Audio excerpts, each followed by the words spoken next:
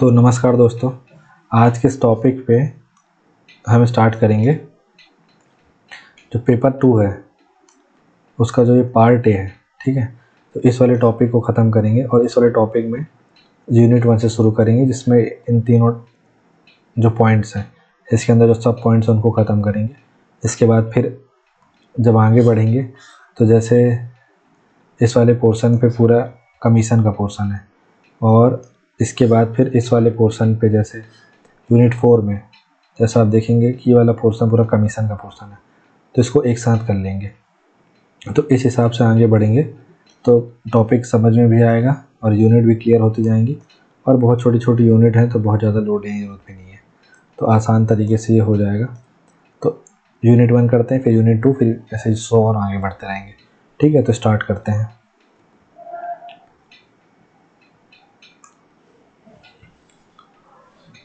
तो constitution of India topic है और पेपर 2 पार्ट ए यूनिट 1। तो इसमें क्या क्या, जैसे संघवाद है पहला टॉपिक, संघवाद का टॉपिक है। इसके बाद कॉन्स्टिट्यूशन की जो विशेषताएं हैं वो सारी चीज़ें हैं। सुप्रीम कोर्ट है, हाई कोर्ट है, लोक अदालत है, ठीक है, PIL है, जुडिशल रिव्यू है, जुडिशल एक्टिविज़म है, ये तमाम चीज़ें हैं। इसके बाद सेंटर स्टेट रिलेशन है, ठीक, fundamental right, fundamental duties, DPSP, फिर अमेंडमेंट है। तो ये सब इसमें देखेंगे हम। तो शुरू करते हैं स्टार्टिंग से ही।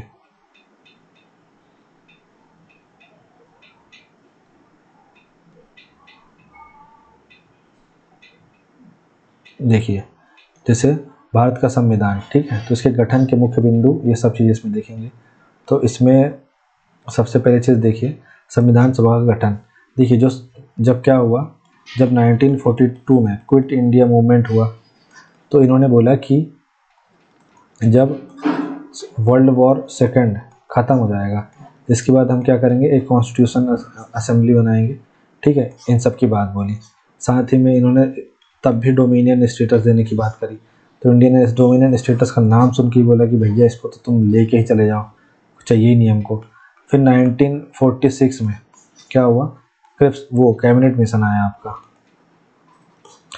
तो जब क्रिप्स मिशन आया था, तो क्रिप्स मिशन में जब इन्होंने दिया था डोमिनेंट स्टेटस, तो इसी के बाद ही फिर अगस्त में क्विट इंडिया मूवमेंट चालू हुआ।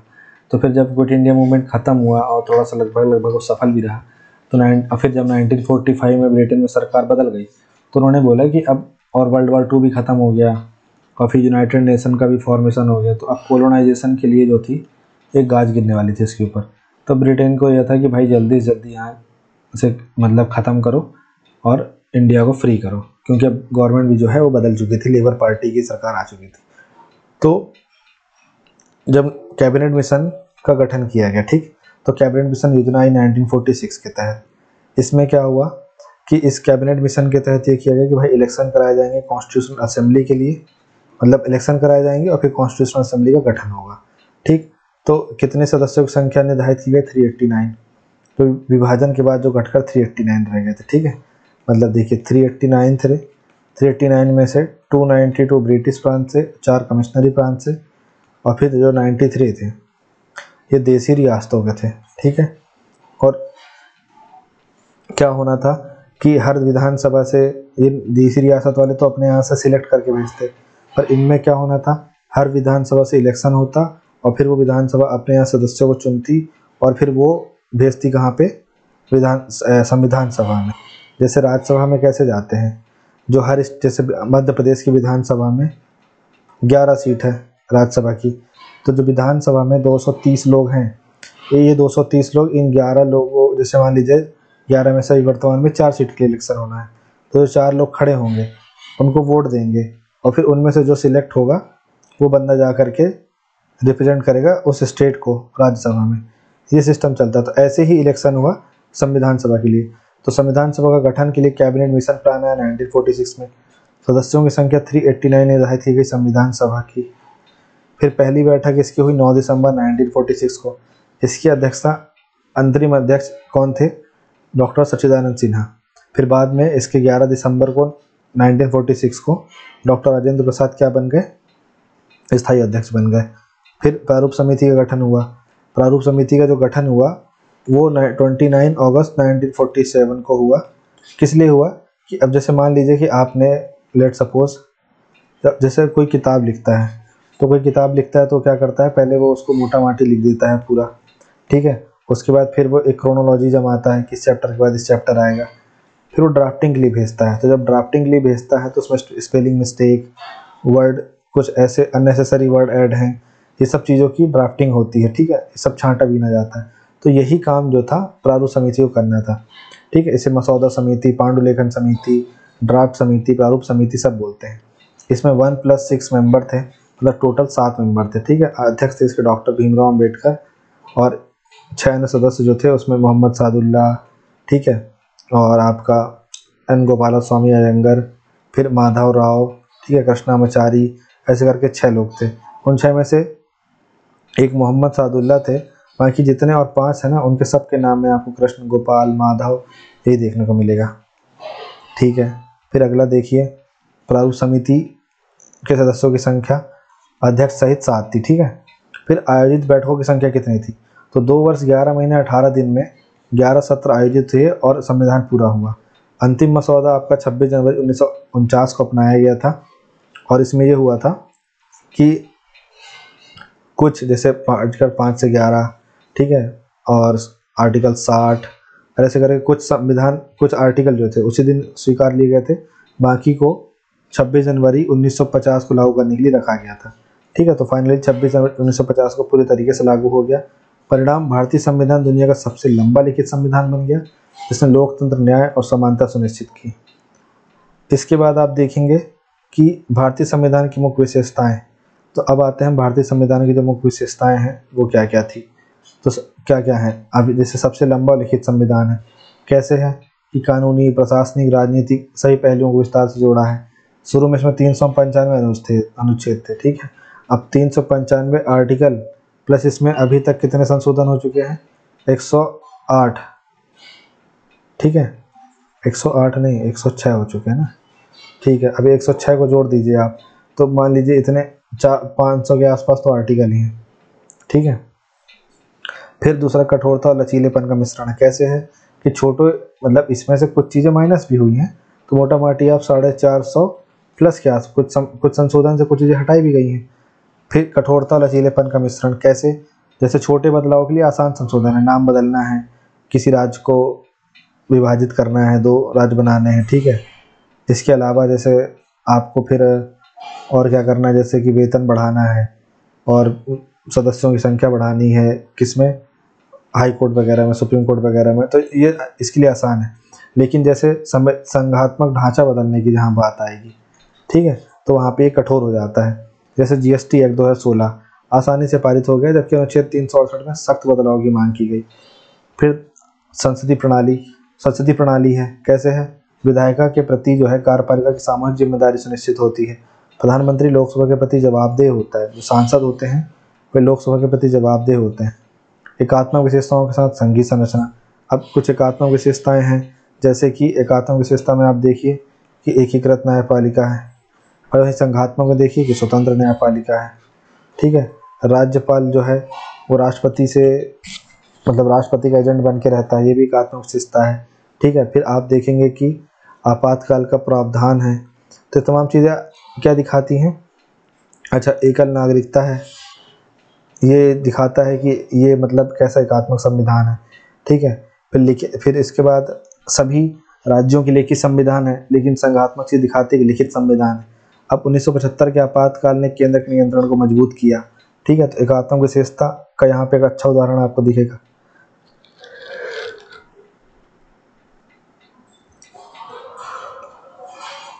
फिर देखिए, स्वतंत्र न्यायपालिका है, ठीक है, न्यायिक समीक्षा के माध्यम से संवैधानिक मूल्यों की रक्षा करती है। कैसे, देखिए, जैसे लेट सपोज अभी वक्फ बिल पे बात चल रही है, अब अगर कुछ भी चीज़ ऐसी वक्फ बिल से संबंधित सुप्रीम कोर्ट में जब मैटर जाएगा, वक्फ बिल से संबंधित कुछ भी चीज़ सुप्रीम कोर्ट को लगती है कि ये कैसी है, अनकॉन्स्टिट्यूशनल है, तो या फिर ऐसा कोई बोल रहा है कि आर्टिकल 26 के अगेंस्ट है, तो अगर ऐसा कुछ पाती है सुप्रीम कोर्ट, तो ये बोले कि या तो प्रोविज़न को हटा दो या तो फिर पूरा इस एक्ट को ख़त्म कर दो, ठीक है, तो इतनी उसके पास क्षमता है।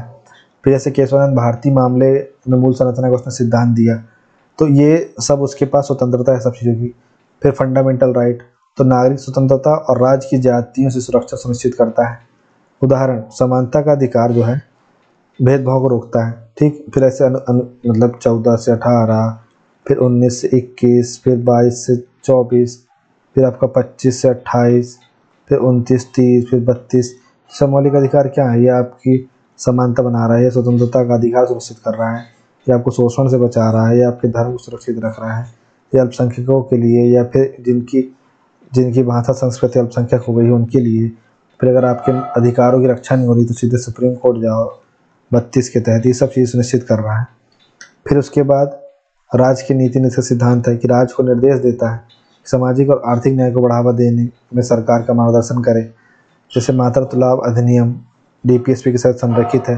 ठीक है, जैसे 6 महीने का जो मैटरनिटी रिलीफ मिलता है प्रेग्नेंट महिलाओं को। उसके बाद आप देखिए धर्मनिरपेक्ष राज्य है, सभी धर्मों के साथ समान व्यवहार है। ठीक, मतलब धर्मनिरपेक्ष प्रकृति, इससे आप देखिए ना कि मतलब भारत जो है धर्मनिरपेक्ष राज्य है, तो भारत का कोई धर्म नहीं है। ठीक है, कि मतलब हर आपको छुट्टी, मतलब आपको क्रिसमस डे के दिन छुट्टी मिल जाएगी, ईद के दिन भी छुट्टी रहेगी, दीपावली के दिन छुट्टी रहेगी। ऐसा नहीं है कि दीपावली के ही दिन बस छुट्टी रहेगी। ठीक है, तो सभी धर्मों को, भारत का कोई धर्म नहीं है लेकिन सभी धर्मों को समान मानता है वो। इसके बाद आप देखिए एकल नागरिकता है। ठीक है, अब एकल नागरिकता का मतलब आप समझते ही हैं, यहाँ राज्य क्षेत्र की परवाह के बिना सभी भारतीयों को एक ही नागरिकता। मध्य प्रदेश का कोई भी भारतीय बिना किसी प्रतिबंध के केरल के अधिकारों का आनंद ले सकता है।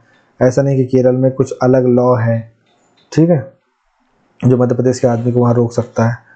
कुछ चीज़ों को छोड़ दें तो एक्सेप्शन की बात नहीं चल रही है। अब जैसे यूएस में है, तो यूएस में क्या होता है, जैसे आप रहते हैं टेक्सास में, तो आपके पास टेक्सास का सिटीजन हो सिर्फ होगा और यूएसए का तो होगा ही होगा। ठीक है, तो दोहरी नागरिकता चलती है। साथ ही साथ में ये तो चलती ही है, लेकिन यहाँ पे ये भी कहना चाह रहा है कि जैसे मान लीजिए अगर आप मैं यूएसए की सिटीजनशिप ले लिया हूँ, तो फिर मेरी इंडिया की सिटीजनशिप वैसे ही कैंसिल हो जाएगी। फिर सार्वभौमिक वैश्विक अधिकार, कोई व्यक्ति 18 साल से अधिक आयु का हो गया है तो किसी भी धर्म, जाति, लिंग, वंश का हो, उसे लोकसभा में, राज्यसभा में, लोकसभा में, विधानसभा में, नगर पालिका में, ग्राम पंचायत में, कहीं पर भी मतदान करने का अधिकार है। स्वतंत्र चुनाव आयोग, आर्टिकल 324 के तहत स्वतंत्र जो चुनाव आयोग है स्वतंत्र और निष्पक्ष है। ठीक है, वह सुनिश्चित करता है कि जो देश में चुनाव हो रहा है वो बिल्कुल भी गड़बड़ी के साथ ना हो। इसके साथ शांतिपूर्ण तरीके से चुनाव कराता है और अगर कोई चुनाव में गड़बड़ी कर रहा है तो उसका चुनाव रोक भी देता है। फिर आपातकालीन प्रावधान है कि अगर ऐसी कोई स्थिति आ गई है कि मान लीजिए चाइना ने अटैक कर दिया, ठीक है, या फिर आर्मी रिवेलियन हो गया, या फिर आंतरिक मतलब ऐसा कुछ स्थिति आ गई है जिसके कारण से संविधान को खतरा है, देश को खतरा है, तो ऐसी स्थिति में आपातकाल लग जाता है और जो राज्य है वो क्या होता है कि कंट्रोल में आ जाता है किसके। जैसे देखिए 352, 356, 360, 3 टाइप की क्या है आपातकालीन शक्तियाँ हैं, है ना। इसमें क्या, जैसे युद्ध आक्रमण हो गया, सशस्त्र विद्रोह हो गया, फिर ये आंतरिक अशांति सब तो हटा ही दिया है। फिर 356 जैसे कोई राज्य जो है वो पालन नहीं कर रहा है केंद्र के नियमों का तो राष्ट्रपति शासन लग जाता है। फिर 360 में वित्तीय आपातकाल, पर ऐसी स्थिति आई नहीं। फिर द्विसदनीय विधानमंडल, संतुलित कानून बनाने के लिए संसद को लोकसभा राज्यसभा में विभाजित कर दिया गया है। ठीक है, अगर कोई मनमाना कानून पेश कर रहा है लोकसभा केंद्र की सरकार, तो राज्यसभा जो है, अगर राज्यसभा में उसका बहुमत नहीं है तो बिल जो है पास होने से रुक सकता है। धन विधेयक को हटा दो अगर तो। फिर इसके बाद आप देखें त्रिस्तरीय सरकारी प्रणाली, मतलब कि विकेंद्रीकरण भी है। ठीक है, जमीनी स्तर पर लोकतंत्र के लिए स्थानीय स्वशासन की स्थापना करता है। पंचायती राज संस्थाओं ने स्थानीय निकायों को सशक्त बनाया। ठीक, फिर अल्पसंख्यकों और कमजोर वर्गों के लिए विशेष प्रावधान आर्टिकल 29-30 में भी है, साथ ही आर्टिकल 46 में भी है। ठीक है, आर्टिकल 21A में भी है। तो इस तरीके से फिर आर्टिकल 15(5), 16(5), 15(6), 16(6) इन सब में है। SC, ST, OBC के लिए कोटा है। पहचान के रूप में प्रस्तावना, जैसे भारत एक संप्रभु, समाजवादी, धर्मनिरपेक्ष, लोकतांत्रिक गणराज्य है। 42वें संविधान संशोधन 1976 में समाजवादी और धर्मनिरपेक्ष सब जोड़े गए इसमें। फिर जुडिशियल रिव्यू, न्यायालय को मौलिक अधिकारों का उल्लंघन करने वाले कानूनों को असंवैधानिक घोषित करने की अनुमति देता है ये। उदाहरण मिनर्वा मिल केस 1980 ने न्यायिक समीक्षा शक्ति को मजबूत किया। ठीक है, तो ये तमाम चीज़ें जो हैं विशेषता हैं। और बचा है देखिए, मौलिक कर्तव्य, नागरिकों को 11 नैतिक और नागरिक कर्तव्य की सूची दी गई है 51A में। ठीक है, जैसे 51A के तहत राष्ट्रीय ध्वज के प्रति सम्मान दिखाना, आधिकारिक भाषा नीति, आधिकारिक संचार के लिए अंग्रेजी की अनुमति देते हुए हिंदी को बढ़ावा देना। फिर संतुलित अधिकार और जिम्मेदारियां, व्यक्तिगत स्वतंत्रता और सामाजिक जिम्मेदारी दोनों पर जोर देती है ना। आर्टिकल 19 जो है, बोलो लेकिन इतना नहीं बोलो कि किसी की स्वतंत्रता हर्ट हो जाए। तो वाक और अभिव्यक्ति की स्वतंत्रता भी देती है और प्रबंधन भी लगाती है उसमें। तो ये तमाम चीज़ें थी संवैधानिक विशेषताएं। ठीक है, फिर अगला टॉपिक है जैसे बेसिक स्ट्रक्चर, तो मूल संरचना सिद्धांत। तो बेसिक स्ट्रक्चर जैसे आ जाए तो भाई बेसिक स्ट्रक्चर क्या है? तो भारत के सुप्रीम कोर्ट द्वारा स्थापित एक न्यायिक सिद्धांत है जिसका उद्देश्य यह सुनिश्चित करना है कि संविधान के कुछ मूलभूत पहलू संवैधानिक संशोधनों के माध्यम से भी अपरिवर्तित रहें। कि इन चीज़ों पे पार्लियामेंट जो है, अगर कोई ऐसी सरकार आ गई, ठीक है, कैसी सरकार, तानाशाही सरकार आ गई मान लो, और उसके बढ़िया लोकसभा राज्यसभा में पर्याप्त बहुमत है, साथ ही साथ उसकी हर स्टेट में लगभग गवर्नमेंट भी है, तो पूरा संविधान बदल सकती है। फिर तो वो संवैधानिक ढांचे से भी छेड़छाड़ कर सकती है। ऐसे में संविधान की रक्षा कौन करेगा? तो इस स्थिति से संविधान को बचाने के लिए मूल संरचना सरकार, सुप्रीम कोर्ट ने क्या कहा 73 के बाद, 1973 केशवानंद भारती के बाद, कि आपको जो करना है करो, आप संविधान को जो करना है करो, जो संविधान संशोधन करना है करो, हमें कोई दिक्कत नहीं है। ठीक है, मतलब बेसिक स्ट्रक्चर एक अदृश्य तलवार है जो सुप्रीम कोर्ट तभी चलाएगी जब उसको ये पता चल जाएगा कि हाँ अब वायलेशन हुआ है किसका, फंडामेंटल राइट का, ड्यूटी का, कॉन्स्टिट्यूशन का, किसी का वायलेशन हुआ है सरकार के कानून से। ठीक है, तो सुप्रीम कोर्ट जो है, जो आर्टिकल 13 है ना सुप्रीम कोर्ट का, वो इसी चीज़ पे बात करता है। तो मूल संरचना सिद्धांत क्या है कि संविधान के कुछ मूलभूत पहलू संवैधानिक संशोधनों के माध्यम से भी अपरिवर्तित रहें। यह भारत के लोकतांत्रिक ढांचों, मौलिक अधिकारों, संवैधानिक मूल्यों की रक्षा करता है। जैसे संघवाद बचाना है, लोकतंत्र बचाना है, ये तमाम चीज़ें। कल को कोई सरकार आए, बोले चुनाव ही नहीं होंगे, तो मूल संरचना के सिद्धांत के खिलाफ है। जैसे अगर आप देखें, सूची देखें मूल संरचना के सिद्धांत में क्या क्या है, तो संविधान की सर्वोच्चता, ब्रिटेन में संसद सर्वोच्च है, यहाँ संविधान सर्वोच्च है। संप्रभुता, भारत का लिया गया कोई भी निर्णय में कोई बाहरी देश हस्तक्षेप नहीं कर सकता। लोकतांत्रिक और गणतंत्रात्मक प्रकृति, ठीक है, be the people, by the people, for the people. वहीं गणतंत्रात्मक में जो हेड ऑफ स्टेट होगा, सॉरी है ना, जो हेड ऑफ स्टेट होगा वो कैसा होगा, इलेक्टेड होगा, ना कि सिलेक्टेड। फिर भारत की जो छवि हो, धर्मनिरपेक्ष चरित्र होगा, किसी भी धर्म को सपोर्ट नहीं करेगा, किसी पर्टिकुलर धर्म को सपोर्ट नहीं करेगा, साथ ही साथ में हर धर्म का समर्थन करेगा, शक्तियों का पृथक्करण करेगा। ठीक है, कि डिवीजन ऑफ, मतलब सेपरेशन ऑफ पावर होगी। कैसे? जुडिशियल पावर में हेरफेर नहीं करेगा, ठीक है, एग्जीक्यूटिव पावर में हेरफेर नहीं करेगा, पॉलिटिकल पावर में हेरफेर, लेजिस्लेटिव पावर में हेरफेर नहीं करना, अपना अपना काम करना, एक मजबूत केंद्र के साथ संघीय ढांचा बनाना, राष्ट्र की एकता और अखंडता सुनिश्चित करना। ठीक है, न्यायिक समीक्षा, जुडिशियल रिव्यू, कल को जुडिशियल रिव्यू हटा दे संशोधन करके नहीं हो सकता। स्वतंत्र और निष्पक्ष न्याय, चुनाव जो है ये होता रहेगा, न्यायपालिका की स्वतंत्रता को नहीं हटा सकता। ठीक है, फिर सरकार की संसदीय प्रणाली, कानून का शासन, कानून के समक्ष समानता, कानूनों का समान संरक्षण आर्टिकल 14, व्यक्ति की स्वतंत्रता आर्टिकल 19। ठीक है, मौलिक अधिकारों और डीपीएसपी के बीच सामंजस्य है। जैसे मौलिक अधिकारों को स्टैब्लिश करने के लिए जो डीपीएसपी है ना, उसको ऊपर रखा जा सकता है।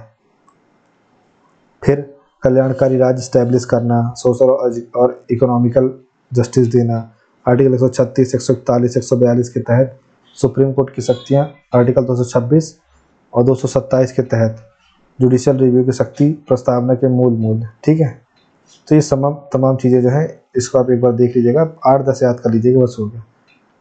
अब देखते हैं हम कि जो मूल संरचना सिद्धांत है, पर इस पर क्या प्रमुख निर्णय लिए गए हैं। जैसे देखिए, शंकरी प्रसाद केस है 1951 में, तो आर्टिकल 368 के तहत फंडामेंटल राइट में संशोधन करने की संसद की शक्ति को बरकरार रखा गया। ठीक, आर्टिकल शंकरी प्रसाद केस हुआ 1951 में। इसमें क्या हुआ कि अनुच्छेद 368 के तहत जो फंडामेंटल राइट है उनमें संशोधन करने की संसद की जो शक्ति को बरकरार रखा गया। क्या हुआ कि फंडामेंटल राइट पर संशोधन किया गया। किसके द्वारा, संसद के द्वारा। तो शंकरी प्रसाद केस के तहत क्या हुआ, मामला सुनवाई हुई। तो ये बोला गया सुप्रीम कोर्ट के द्वारा कि आर्टिकल 368 के तहत फंडामेंटल में संशोधन कर सकती है सरकार। ठीक है, फिर सज्जन सिंह केस हुआ 1965 में। तो फंडामेंटल राइट को संशोधित करने के लिए संसद के अधिकार की पुष्टि करी, मतलब जैसा इसमें बोला इसमें भी ऐसा ही बोल दिया। फिर तीसरा गोलकनाथ केस हुआ 1967 में। तो फैसला सुनाया कि संसद मौलिक अधिकारों में संशोधन नहीं कर सकती, ठीक है ना, जिससे वे अपरिवर्तनीय हो जाते हैं। तो मतलब आर्टिकल 368 के तहत फंडामेंटल राइट में संसद जो है संशोधन नहीं कर सकती। अब यहाँ पे टसल चालू हुई सरकार की और किसकी, सुप्रीम कोर्ट की। फिर आया केशवानंद भारती के 73 और सुप्रीम कोर्ट ने मूल संरचना सिद्धांत पेश किया और उसमें कहा कि लोकतंत्र, धर्मनिरपेक्षता, न्यायिक समीक्षा जैसे मौलिक संवैधानिक सिद्धांतों को बदलने की संसद की शक्ति सीमित हो गई है। फिर इंदिरा गांधी बनाम राजनारायण केस, ठीक है, अगर आप इमरजेंसी पिक्चर देखेंगे अभी कंगना रनावत की, जो कि बहुत ही बकवास है, ठीक है, उसकी एक्टिंग की वजह से, तो आपको उसमें समझ में ये वाला केस दिखाया जाता है उसमें, ठीक है। तो स्वतंत्र और निष्पक्ष चुनाव को मूल संरचना का हिस्सा घोषित किया गया। फिर मिनर्वा मिल केस हुआ 1980 में। इस बात पर जोर दिया कि संसद की शक्ति मौलिक अधिकारों और डीपीएसपी के बीच संतुलन को बिगाड़ नहीं सकती, ठीक है। फिर वामन राव केस हुआ 1981 में। इसमें स्पष्ट हुआ कि 73 के बाद किए गए सभी संशोधनों को मूल संरचना सिद्धांत का पालन करना होगा। अब महत्व क्या है, इन निर्णयों के विकास ने यह सुनिश्चित किया कि संसद के पास संशोधन की शक्तियां होने के बावजूद वह भारत के मूल लोकतांत्रिक मूल्यों को नहीं बदल सकती, जिससे संविधान की अखंडता की रक्षा होती है। अब मैं समझ सकता हूँ कि आपको यहाँ पे ज़्यादा कुछ समझ में नहीं आएगा कि यहाँ तो हौच पौच हो गया। तो आप शंकरी प्रसाद याद रखना, गोलकनाथ याद रखना, केशवानंद याद रखना और मिनर्वा मिल याद रखना, बस ये 4, ठीक है। अब आपको आगे बताता हूँ मैं। अब क्या हुआ, टसल चालू होती है बढ़िया सी। ये शंकरी प्रसाद केस है 1951 का। क्या हुआ, प्रथम संशोधन ने संसद को मौलिक अधिकार में संशोधन करने की शक्ति दी। पहला जो संशोधन हुआ, सुप्रीम कोर्ट ने कहा कि मौलिक अधिकारों में संशोधन करने के संसद के अधिकार को बरकरार रखा। हाँ ठीक है, कि जो सरकार है, संसद है, वो संशोधन कर सकती, ठीक है। फिर सज्जन सिंह केस में क्या हुआ, 17वां संशोधन ने जुडिशियल रिव्यू को सीमित करने के लिए भूमि सुधार कानूनों को 9वीं सूची में रखा। संसद की संशोधन की शक्ति को फिर सुप्रीम कोर्ट ने बरकरार रखा, ठीक है। अब गोलकनाथ केस में क्या हुआ 67 में कि 24th कॉन्स्टिट्यूशनल अमेंडमेंट ने स्पष्ट रूप से संसद को मौलिक अधिकारों में संशोधन की करने की शक्ति दी। उसने कहा कि मतलब 24वें संविधान संशोधन में तो सुप्रीम कोर्ट, संसद ने ये किया कि जो मतलब संसद जो है वो संविधान के किसी भी भाग में फेरबदल कर सकती है। तो सुप्रीम कोर्ट ने कहा नहीं भाई, संसद मौलिक अधिकारों में संशोधन नहीं कर सकती, ठीक है। फिर केशवानंद भारती केस हुआ। तो हुआ क्या था कि जो 25वां संविधान था उसने संपत्ति के अधिकार को सीमित कर दिया। अभी हम 44वें संविधान 78 में नहीं जाएंगे ना, उसके पहले 25वें में क्या हुआ, संपत्ति के अधिकार को सीमित कर दिया और जुडिशियल रिव्यू को कम कर दिया, ठीक है। उसने कहा कि संसद जो है जुडिशियल रिव्यू जो है उसकी हर चीज़ में 9वीं अनुसूची जो है उसमें जुडिशियल रिव्यू नहीं ले सकती है। अब सुप्रीम कोर्ट ने कहा ऐसे कैसे नहीं ले सकते भाई। उसने सुप्रीम कोर्ट ने बेसिक स्ट्रक्चर का रूल दिया, प्रिंसिपल दिया और कहा कि संसद को संविधान में संशोधन करने की अनुमति मिली है, लेकिन इसके जो मूल्य है उन्हें बदलाव को प्रतिबंधित कर दिया गया है, उनको नहीं बदल सकती है, ठीक है। इसके बाद फिर क्या होता है, इंदिरा गांधी बनाम राजनारायण वाले में 39वें संशोधन ने प्रधानमंत्री के चुनाव विवादों को न्यायिक समीक्षा से परे रखा, ठीक है। 39वां संशोधन कर दिए कि जो प्रधानमंत्री का जो चुनाव हुआ है ना, उसका जो विवाद है उसको जुडिशियल रिव्यू से परे कर दिया। तो सुप्रीम कोर्ट ने फैसला सुनाया कि स्वतंत्र और निष्पक्ष चुनाव तो मूल संरचना का हिस्सा है, तो ऐसे कैसे आप इसको कर सकते हैं। फिर आप देखते हैं कि इंदिरा गांधी का इलेक्शन कैंसिल हो जाता है और जो राजनारायण है ना, वो इंदिरा गांधी के खिलाफ चुनाव जीतते हैं।